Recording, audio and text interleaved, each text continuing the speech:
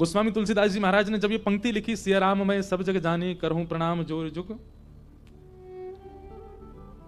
इस पंक्ति को लिखने के बाद जब विश्वनाथ का दर्शन करने गए तो मार्ग में एक नंदी जी आ गए और गोस्वामी तुलसीदास जी निकलने को हों, वो नंदी जी कभी इधर से रास्ता रोके कभी उधर से आगे। छोटी सी गली काशी की, उसमें अब तो बड़ी हो गई गलियां, पर अभी भी कहीं कहीं छोटी हैं। तो ऐसा मैंने सुना है किसी संत से। तो फिर गोस्वामी जी ने थोड़ा सा आवाज की, जैसे किसी जीव को हटाने के लिए थोड़ा स्वर निकालते हैं, हट, ऐसा करके कुछ किया, उसको धक्का आदि दिया ताकि मार्ग मिले। तो मार्ग से दर्शन करने गए, दर्शन करके लौट करके आए तो ये पंक्ति अंतर ध्यान हो गई। और जो गोस्वामी जी ने इस भाव को देखा, मैं तो लिख के गया हूं, इतनी सुंदर बात लिखी, सब में सिया राम जी को देख के सबको प्रणाम करो, ये अंतर ध्यान क्यों हुई? तो महादेव ने कहा, बोले आप जो कह रहे हैं उस पर अमल भी तो कीजिए। लिख रहे हैं सिया राम में सब जग जानी, और मार्ग में जब वही सिया राम जी नंदी के रूप में मिले तो उनको आप जो है धक्का दे रहे हो। तब उनके मन में यह भाव प्रकट हुआ, इसका मतलब जो लिखा जा रहा है वो परम सत्य है, इसमें कोई संदेह वाली बात नहीं। एक बात हम आपसे कहें, मैं अगर आप लोगों को किसी कार्य को करने की व्यास मंच से आज्ञा देता हूं और स्वयं यदि वो कार्य नहीं करता तो मिथ्या वाणी बोलने का दोष अपराध मुझको लगेगा। तुम स्वयं तो पालन करते नहीं और पूरी दुनिया को बता रहे हो ऐसा करो ऐसा करो, इसका अपराध मुझको लगेगा, इसका पाप मुझको लगेगा। इसलिए वक्ता को भी बहुत सावधान, यदि वो कोई बात बोले तो पहले स्वयं से पूछे वो स्वयं करता है कि नहीं। और यदि कई बार कथा के फ्लो में कोई ऐसी बात निकल आई जो वो स्वयं नहीं करता तो इसका मतलब व्यास मंच उसको आज्ञा दे रहा है कि सहज ही तुम्हारे मुख से निकला है, आज कथा के बाद इसका पालन करना शुरू करो। नहीं तो वक्ता की वाणी से प्रभाव नहीं हो सकता, ये बात निश्चित है। वक्ता के वक्तव्य से एक व्यक्ति भी परिवर्तित नहीं हो पाएगा यदि वक्ता स्वयं उस स्थिति में नहीं है। तो चैतन्य का मतलब क्या है? सर्वम खलु इदम ब्रह्म। एक प्रकार से सब में आपको दिखने लगे कि इसमें भी राम है, इसमें भी मेरे ठाकुर जी हैं। श्री प्रहलाद जी महाराज, खंबे में भगवान नहीं है पर प्रहलाद का विश्वास है कि खंबायु अग्निम शलिलम महिम च ज्योतिम से सत्वानि दृशो द्रुमादीन सरित समुद्रांश हरे शरीरम यत्किंच भूतम प्रणमेत अनन्यम। सब में परमात्मा। खंब भेदन हुआ तो प्रकट हो गए श्री नृसिंह भगवान। इसी कलिकाल में महाराष्ट्र की भूमि पर पधारे नामदेव जी महाराज। कौन? नामदेव जी। सब में परमात्मा को देखते। एक बार एक स्थान पर बैठ करके आप भजन कर रहे थे तो किसी ने आकर के आपको टोक दिया, बोले महाराज यहां भजन मत करो। बोले क्यों? यहां पे प्रेत आत्माएं रहती हैं। नामदेव जी बोले अब तो हम बैठ गए, अब तो यहीं करेंगे। जय हरि विठल, श्री हरि विठल, माय बापा विठल, इस प्रकार कीर्तन करने लगे। इतने में एक प्रेत प्रकट हो गया और वो प्रेत कभी हाथी बन जाए, कभी घोड़ा बन जाए, कभी गधा बन जाए, कभी ऊंट बन जाए, कभी मूषक चूहा बन जाए, बार बार रूप बदलने लगा अपने और भयभीत आवाजें निकालने लगा। नामदेव जी महाराज ने जैसे ही उसको देखा तो नामदेव जी बोले, संसार के लोग झूठ बोल गए मुझसे कह के गए कि यहां कोई प्रेत रहता है, लेकिन भैया इतने रूप बदलने की सामर्थ्य प्रेत में नहीं है तो परमात्मा में है। और साक्षात परमात्मा मान के प्रेत को ही प्रणाम करने लगे। जय हो भले पधारे मेरे लंबक नाथ। इतने लंबे बन गए ठाकुर जी। बोले इतने रूप बदलने की सामर्थ्य ये किसी प्रेत में नहीं हो सकती, है तो परमात्मा में है। जैसे ही दंडवत किया, महाराज था तो वो प्रेत ही, लेकिन तुरंत श्री पंडरीनाथ विठल भगवान प्रकट हो गए और प्रकट होकर बोले, हे नामा, यहां तो प्रेत था, तेने उसमें भी मुझे देखा।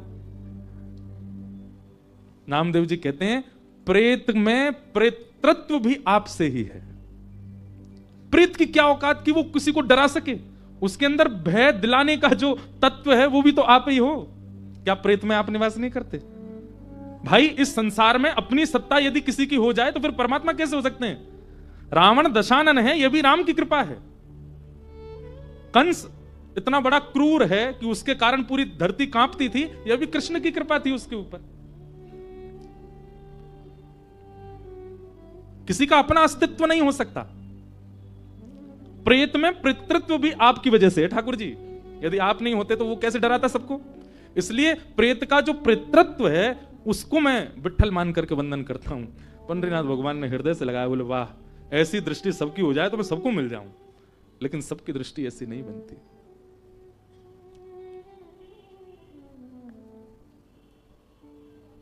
मैं नहीं, मेरा नहीं। कल मैं जब आया काशी तो मुझे हमारे किशन जी ने ये पंक्ति सुना दी और पूरी रात मेरे मन में यही चलता रहा, सर्वम खलु इदम ब्रह्म। ये स्थिति अगर हमारी नेत्रों की नहीं हुई है तो अभी हम साधक नहीं है, श्रोता नहीं है कथा के। अच्छा, ये स्थिति बन पाना बहुत मुश्किल है। हम कह तो रहे हैं व्यास मंच से, पर सब में ठाकुर जी का भाव होना बहुत मुश्किल है। तो फिर इसका एक दूसरा सब्स्टिट्यूट है, सब में परमात्मा तो नहीं दिख सकते, पर सब में गुण का दर्शन तो हो सकता है। हमारी दृष्टि कैसी, हम सब में अवगुण देखते, पहली बार देखते ही उसमें अवगुण देखेंगे। चलो इंद्रेश जी कथा हो रही है, सुना के लाएं आपको। अच्छा कौन है वो? वृंदावन के। चलो ले आए कथा में 3 घंटा बैठे। अच्छा क्या मिला ये याद नहीं रहेगा उसको। बाहर निकलते, महाराज जी नाचने वाला भजन कोई नहीं गाया उन्होंने, कोई ऐसा कोई संकीर्तन नहीं गाया जिसमें थोड़े पांव थिरके। हमने कथा सुनी थी, वो व्यास जी चुटकुला बहुत सुनाते थे, एक भी चुटकुला नहीं सुना। थोड़ी हंसी आए, 3 घंटा बैठे हम लोग। अवगुण बहुत जल्दी हम लोग देखने लगते हैं। ये आप अपने ऊपर भी आप अपने आप से पूछ के देखिएगा, ये सबके अंदर गुण होता है। लड़के वाले लड़की देखने जाते हैं अपने पुत्र के लिए, तो उससे मिलके जब लौट के आएंगे ना, गाड़ी में बैठेंगे सब वापस अपने घर के लिए, उसमें गुण कितने थे उनकी चर्चा बाद में होगी। हाँ ठीक है, गोरी तो है, पर उसके पांव देख के मुझको थोड़ा लगा कि पता नहीं शुभ है कि नहीं है। उसका मुख देख करके मुझे थोड़ी चालाक सी तो लग रही थी। तो अब गुणों की चर्चा करो ना, अवगुण क्यों? ये मानव स्वभाव है। हम जहां भी जाते हैं, जिससे भी मिलते हैं, जिसको भी देखते हैं, हमारा स्वरूप बन चुका है, उसमें पहले अवगुण निकालो। हम अवगुण शॉर्टलिस्ट पहले करते हैं, गुण कई बार हमारे नजरअंदाज में रहते हैं। आप यदि आध्यात्मिक हैं, आप यदि नाम जप करते हैं, आप यदि तिलक लगाते हैं, आप यदि शिखा रखते हैं, आप यदि कथा सुनते हैं, आप नित्य विश्वनाथ जाते हैं, आप नित्य गंगा दर्शन करते हैं, तो आपकी दृष्टि परिवर्तित होगी, सब में गुण देखना शुरू हो। और यह नहीं हुआ है तो आप जो कर रहे हो वो मेहनत है, काय को कर रहे हो? इतने जाड़े में भी सुबह सुबह विश्वनाथ जी को काय को परेशान करने जा रहे हो? क्यों गंगा जी का इतना स्नान आदि कर रहे हो, जब आपका स्वभाव ही परिवर्तित नहीं हो रहा है? तो परमात्मा का दूसरा रूप क्या है? चैतन्य। सब में उनका दर्शन, पर सब में परमात्मा ना दिखे तो सब में कम से कम गुण देखो, सब में भलाई देखो, सब में गुण देखे। राम जी का स्वभाव है वो सब में गुण देखते हैं, और रावण का स्वभाव है वो राम जी में भी अवगुण देखता है। वो राम जी में भी अवगुण देख रहा है। जिनका रूप देख करके पत्थर पिघल रहे हैं, जिनके स्पर्श से पूरी पृथ्वी मदमस्त होती जा रही है, उनको देख करके, उनके बारे में सुन करके, और कोई और नहीं सुना रहा है, स्वयं हनुमान जी जाके बता के आए, अंगद जाकर के बता करके आ रहा है, फिर भी रावण को अवगुण ही दिख रहा है। तो इसका मतलब क्या है? अवगुण दर्शन ये राक्षसत्व है। और जिस दिन आपकी दृष्टि में सद्गुण दर्शन भाव प्रकट हो गया, गुण दर्शन प्रकट हो गया, सद्गुण भी मत देखो, गुण ही देख लो। आप श्रोता हैं, आप साधक हैं, आप आध्यात्मिक हैं। तो भगवान का दूसरा रूप क्या है? चैतन्य। सब में जिनकी व्यापकता है, जो जड़ नहीं है। अब ये तो था एक सामान्य अर्थ, अब इसका दूसरा अर्थ क्या है? आपके सेवा है, सबके घरों में सेवा ठाकुर जी की विराजमान, चाहे वो चित्रपट की है, चाहे वो लड्डू गोपाल है, चाहे हमारे श्रीनाथ जी हैं, गिरधर लाल हैं। सेवा उसी दिन आपकी श्रेष्ठ होने लग जाएगी जिस दिन आप उनके जड़ भाव को दूर कर दोगे। उनके प्रति आपकी जड़ की स्थिति जिस दिन समाप्त हो जाएगी, उसी दिन आपकी सेवा प्रकट हो जाएगी, सेवा आप करने लग जाओगे। बहुत ध्यानपूर्वक सुनिएगा, सावधानी से सुनिएगा। आप अपने ठाकुर जी को यदि जड़ मानते हैं कि वो एक धातु मात्र है, आपसे सेवा में अपराध बनेगा, आपसे भोग में अपराध बनेगा, आपसे श्रृंगार में अपराध बनेगा, क्योंकि आपने ये मान लिया कि ये तो धातु है। लेकिन जैसे ही आपके चित्त में चैतन्य, पूर्ण चैतन्य भाव आ गया कि नहीं ये धातु नहीं है, ये परम चैतन्य ठाकुर जी हैं, तो ठाकुर जी भी फिर चैतन्य बन के ही दिखाएंगे। मैं अपनी कथा में एक बात कहा करता हूं, सब लोग बहुत ध्यान से सुनना। महादेव का स्वरूप सब जगह क्या बताया गया? ध्याये नित्यम महेशम रजत गिरिनिभम चारु चंद्रावतंसम। कैसे महादेव? एक तो सबको ये बात पता है पर इसको कोई जानता नहीं कि महादेव कैसे हैं। गौर वर्ण के हैं महादेव। कैसे हैं? गौर वर्ण, कर्पूर गौरम। और इस श्लोक में भी कहा गया रजत गिरिनिभम, यानी कि जैसे चांदी का पर्वत चमकता है ऐसे महादेव की कांति है। और चारु चंद्रावतंसम, अपने मस्तिष्क पर चंद्रमा धारण करते। रत्नाकल्पोज्ज्वलांगम, और अंग कैसे चमकता है जैसे कोई रत्न चमक रहा हो। पयुष मृगवरा, जिन्होंने बागंबर पहना है, एक मृग चर्म पहना है। भीति हस्तम प्रसन्नम, कैसे बैठे? बोले प्रसन्न मुद्रा में बैठे। पद्मासीनम समन्ताः, पद्मासन में बैठे। ये दोनों पैर के तलवे ऊपर को आ जाएं, इसको पद्मासन कहते हैं। पद्मासीनम समन्ता स्तुतमर गणई, गण सब स्तुति गा रहे हैं खड़े होकर के। विश्वाद्यम विश्ववंद्यम, विश्व के जो आदि हैं, प्रथम हैं, और विश्व के जो वंद्य हैं। अखिल भयहरम, ब्रह्मांड के भय को दूर करने वाले। पंचवक्रम, पंचमुख वाले। त्रिनेत्रम, इनको हम प्रणाम करते हैं। लेकिन कहीं भी देवालय में चले जाओ, महादेव तो लिंग के रूप में ही दिख रहे हैं। कहां है पंचवक्र? कहां है चारु चंद्र? कहां है वो रत्नों जैसी कांति? कहां है वो चमकते हुए महादेव का स्वरूप? क्यों नहीं है वो विग्रह? और यही बात हमारे वृंदावन चंद के पास चले जाओ, उनका वर्णन कैसा? कि वरहापीडम नटवर वपुः कर्णयो कर्णकारम बिभ्रदवासः कनक कपिसं वैजयन्तीं च मालां रन्ध्रान् वेणो अधर सुधया पूरयन् गोपवृन्दै वृंदारण्यम स्वपदरमणम प्राविशद गीत कीर्ति। उनका वर्णन कैसा है? बाकी सब वर्णन छोड़ो, एक वर्णन सुन लो केवल। रंध्रान वेणो अधर सुदया, वंशी तो है, कर कमल में ही है, आवाज क्यों नहीं आ रही है? फिर ध्वनि क्यों सुनाई नहीं देती? महादेव लिंगाकार में ही क्यों हैं? श्री कृष्ण के हाथ जब उठे हैं, वेणु है, तो फिर स्वर क्यों नहीं सुनाई देता? ठाकुर जी ने मुझे और आप सबको चैलेंज किया है, अगर तेरी प्रेम लक्षणा भक्ति में सामर्थ्य हो तो वेणु तो है, कर कमल में वेणु तो है, कोमल उंगलियों से छिद्र भी आच्छादित हैं, मुख पर अधर पर वेणु का प्रथम छिद्र भी है। लेकिन तेरो प्रेम जब मुख को वाद्य करेगा, मुझे वाद्य करेगा, मुझे प्रेरित करेगा, तभी स्वर निकलेगा। महादेव कहते हैं चारु चंद्र तो है, त्रिनेत्र तो है, पर तुम्हारे अंदर वह प्रेम प्रकट हो तब उसका दर्शन कराऊं। हमारे लड्डू गोपाल पूरे दिन यूं ही बैठे रहे घर में। ठाकुर जी कह रहे हैं मैं हाथ सीधे ना करूंगा, पैर सीधे ना करूंगा। क्यों? जा दिन तेरो प्रेम प्रकट है जाएगो, जा दिन तेरो प्रेम अथाह है जाएगो, वही दिन अपने आत्मा में सीधे कर लूंगा। इसका मतलब क्या है?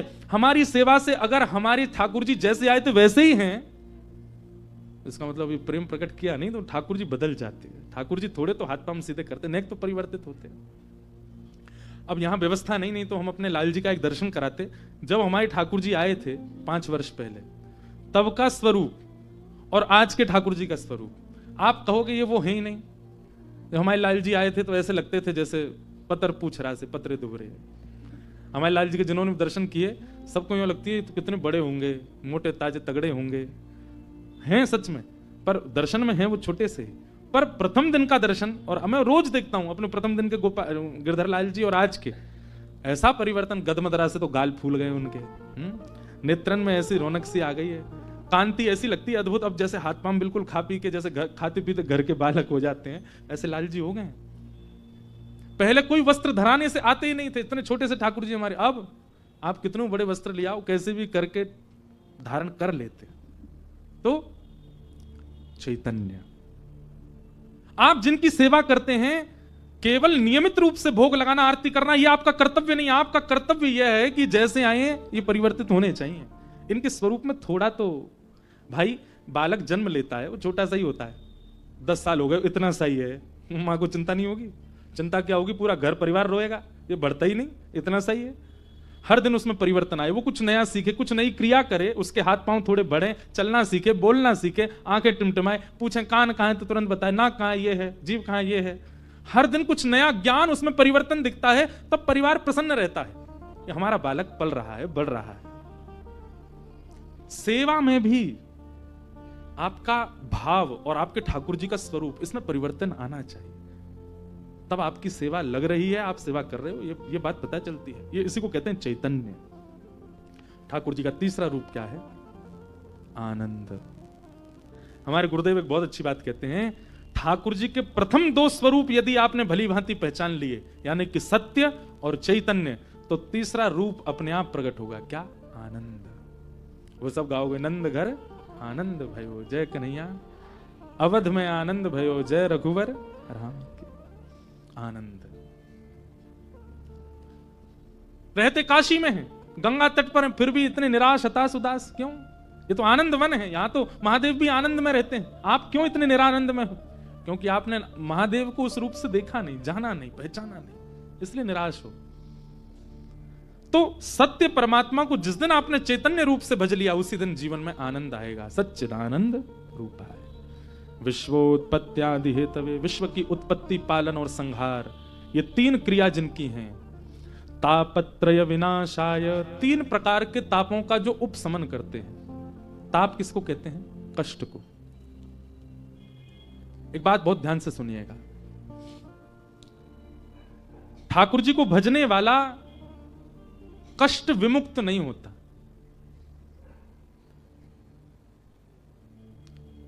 यदि आप नित्य महादेव का दर्शन करते हैं तो ऐसा नहीं है कि आपकी मृत्यु नहीं होगी, होगी। ऐसा नहीं है कि आपको वह पीड़ा नहीं होगी जो एक संसारी व्यक्ति को हो रही है, वो पीड़ा आपके जीवन में भी आएगी। बस महादेव को नित्य आराधन करने से, ठाकुर जी का नित्य आराधन करने से इतनी कृपा आपके ऊपर हो जाएगी कि आने वाली पीड़ा अनुभव में नहीं आएगी, आने वाली पीड़ा आपको झकझोरेगी नहीं, आने वाली पीड़ा से आप परेशान हताश उदास नहीं होगे, सह लोगे। वृक्ष खड़ा है, कितना सुंदर, कितना फलित, कितना पुष्पित है, यह विशेष बात नहीं, आंधी आने पर भी टिका हुआ है, यह विशेष बात है। आप कितने स्वस्थ हैं, कितने पुष्पित, कितने पल्लवित, कितने फलित हैं, इसका मतलब क्या है? कितने धनवान, कितने सुंदर, कितने योग्य हैं, इनसे फर्क नहीं पड़ता। जीवन में आने वाली आंधी से जूझ रहे हैं, डट के खड़े हैं, ये आपके विशेष मानवत्व को प्रकट करता है। मानवत्व धनवान होने से नहीं, सुंदर होने से नहीं। शरीरम स्वरूपम तथा वा कलत्वम रथश्चारुरुचिरम धनम मेरुतुल्यम मनश्रेण लग्नम कृष्ण चरणारविंदम ततः किम ततः किम ततः किम ततः किम। खूब सुंदर शरीर है, खूब सुंदर पत्नी है, खूब अच्छा घर है, खूब बढ़िया संपत्ति है, पल मनश्रेण लग्नम कृष्ण चरणारविंदम, मनश्रेण लग्नम गुरु चरणारविंदम राम चरणारविंदम। मन यदि गुरु और भगवत सेवा में नहीं गया तो ततः किम, बेकार है, व्यर्थ है, उसका कोई लाभ नहीं। एक मैं कथा सुनाता हूं। दक्षिण में एक जगह है श्रीरंगम, तिरुचिरापल्ली। वहां पर श्री रंगनाथ भगवान विराजमान है, शेष नाग के ऊपर नारायण भगवान पौड़े हैं। अब उनकी विशेष कथा तो बड़ी मैं नहीं बताऊंगा। वहां पर एक भक्त हुए, उनका नाम था धनुर्दास। क्या नाम था? उनकी कथा मैं सुनाता हूं। धनुर्दास जो थे ना, उनकी पत्नी बहुत सुंदर थी, इतनी सुंदर थी कि संसार तो उनको देखता ही था। धनुर्दास को भी इतने वर्ष ब्याह को हो गए, वो भी अपनी पत्नी को देखे बिना रहता नहीं, इतनी सुंदर। और उसकी सुंदरता का वर्णन भक्त चरित्रों में ऐसे किया गया कि धनुर्दास खुद पहलवान था, बहुत अच्छा शरीर था उसका, धनवान भी था, सोने के आभूषण पहन करके, रत्न पहन करके रहता था। लेकिन उसकी पत्नी जब बाजार जाती थी तो नियम था धनुर्दास के बिना नहीं जाएगी, वो साथ ही जाएगा। क्यों? वो छतरी लगा के चलता था पत्नी के ऊपर, और वो भी पीछे पीछे नहीं चलता था, पत्नी के ऊपर छतरी लगा के उल्टा चलता था ताकि उसका मुख मुझे दिखता रहे। ऐसा प्रेमी देखा? महाराज, किसी का प्रेम ऐसा होगा भी तो वो संसार के सामने तो छुपा ही लेगा, बाजार में तो ऐसे नहीं घूमेगा। पर धनुर्दास के प्रेम की स्थिति इतनी ऊंची थी कि वो बाजार में घूमता था ऐसे, पत्नी के ऊपर छतरी लगाए उल्टा उल्टा चलता था, उसको देखता हुआ। पत्नी बताती थी आगे गड्ढा है, उछल जाता था उल्टा ही।